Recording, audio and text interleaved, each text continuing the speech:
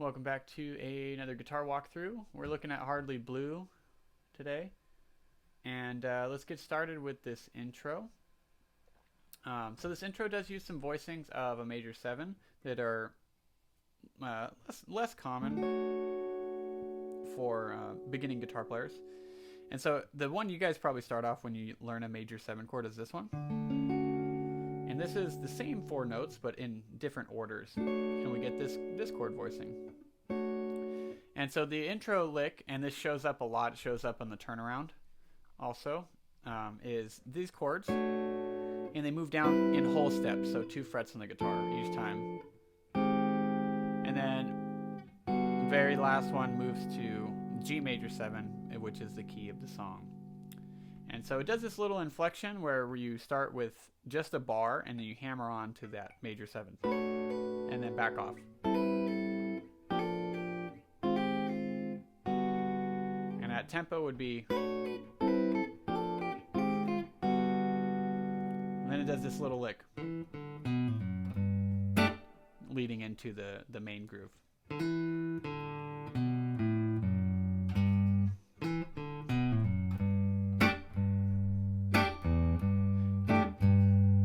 You might not be able to see it, but the way it's written out, we have the bass note and then chord. And this chord is what we call a chordal voicing. So everything is stacked in fourths. So these are all fourth intervals. And this is really common in jazz and other styles, even some blues and gospel.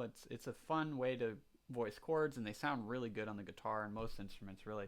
And so this stack is coming up from right here. And this chordal stack can be used in a lot of different ways, and I don't want to get too much into it because this will be like a 35-minute video. They're awesome. They're very cool. You can get a lot of mileage out of them. Work on your chordal voicings because they're super cool. So this is fourth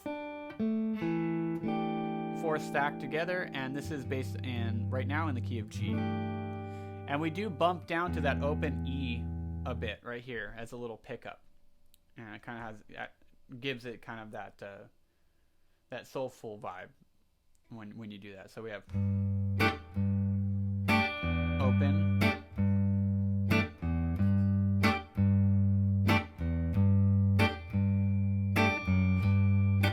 now sometimes it does do an F sharp instead of an E, so be mindful where it does that. It only does it a few times. We got an F sharp here, which is 2nd fret.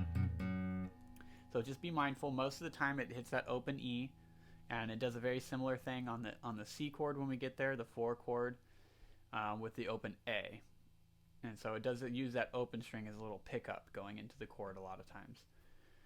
So this tune is based on a blues form primarily, but there's some interesting chord movements, and the turnaround's very different, and the voicings are very not bluesy. And so it's kind of loosely blues. That might have been another good title for it. Loosely Blues. Maybe that'll be the next one. All right, so the tricky thing about this first section, I'm going to point it out, is it does have an extra bar. This is like a 13-bar blues, but the other ones are all 12. They're all 12-bar blues. And once you get this groove down, it just keeps doing it over and over. So you just get the groove down, and you just sit there and jam and let everybody have fun playing some horn lines. That's all it's all about. And it's a fun little groovy tune. So I'll just play this part for you. So we have.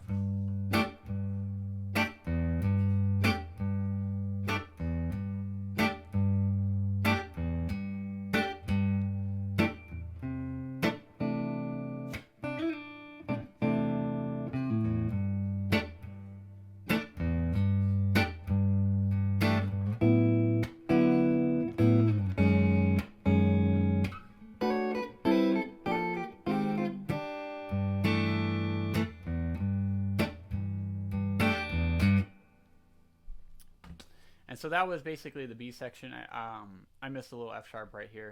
Don't tell anyone. But that was pretty much it. So let's break it down a little bit. So we have this first part that just grooves on that G chord, that chordal voice.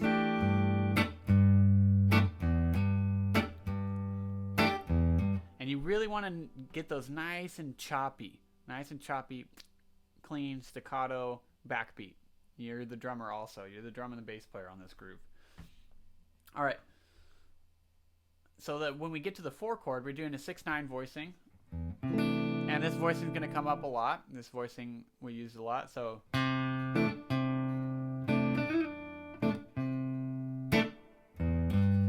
now we're going to do that little pickup on the E right there.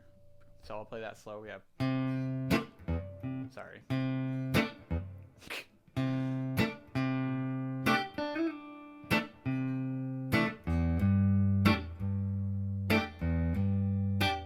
Now we're going to go to a D6-9 with an A in the bass first, and then to the D in the bass. So this, the only thing that's moving is this bottom notes. Boom, boom, boom, and then a B6-9 with the F sharp in the bottom. That's the cool one. That's my favorite change in this whole song. Sounds awesome. So we have, and then we do that turnaround, which is the same as the intro.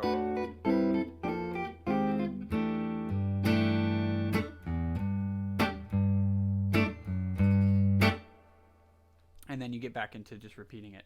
So like I said, this first one is a 13-bar groove, so a little awkward. You got a baker's dozen on that one, so make sure you're paying attention to that 13th bar. The rest of them are all 12-bar. And so if you're just grooving, and especially if it's only one guitar player, you can feel free to improvise some of this stuff. Especially once you get into the tune, you can just kind of groove on it.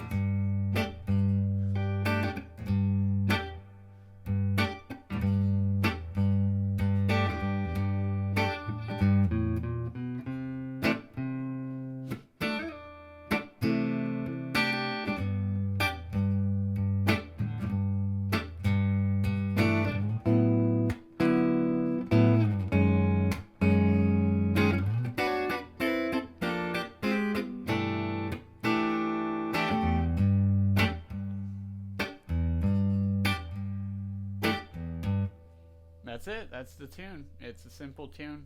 It's, once again, just sit there and groove and have a fun time playing it and doing some chord voicings that you're probably not used to. And that's kind of another point why I wrote this tune. Oh, almost missed something. Good thing I scrolled down here.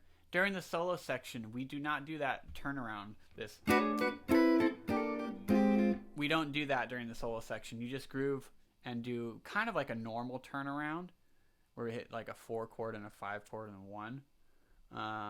Somewhat normal. I did that because this is this is really busy, and it's a real distinct feature of the tune. And during the solo section, I didn't want that to happen every single time you repeat it, because I want the soloist to be able to improvise and feel free over this and play bluesy, gospel-y lines and have a good time on it. So be mindful that when you do get to the solo section, you can still groove on this stuff, just like you were doing.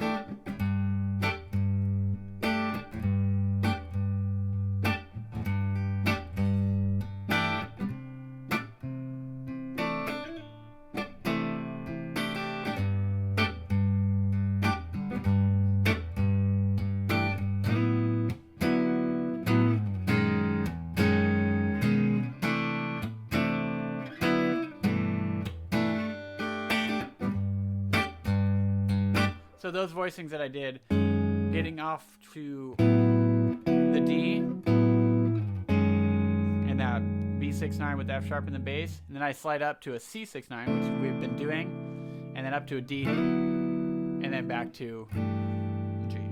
And you can also do this G up here, which is this voicing, like the C and the D 6-9, but just up an octave. You could throw that in there too if you want to, or even up here, way up here. If you're kind of improvising, you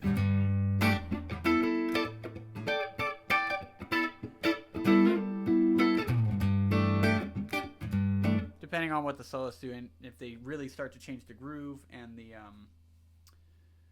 the drummer starts changing up the groove, and you might need to change what you're doing to follow what they're doing. So there's some other voicings that you can use up here for the G. And so if they, maybe he goes to the ride and starts doing an up bell, and you want to just kind of groove on.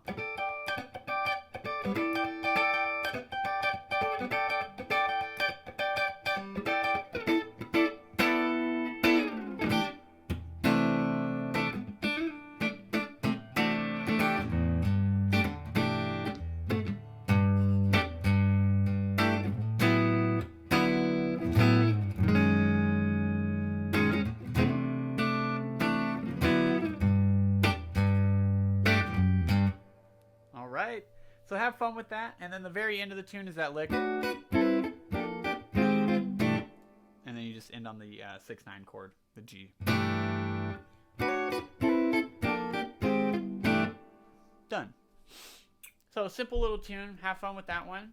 And have fun with those voicings and all the little inflections and cutesy little things that are going on in this tune. It's a fun tune. Just sit in the pocket and groove and have a good time playing it. All right. I'll see you on the next one.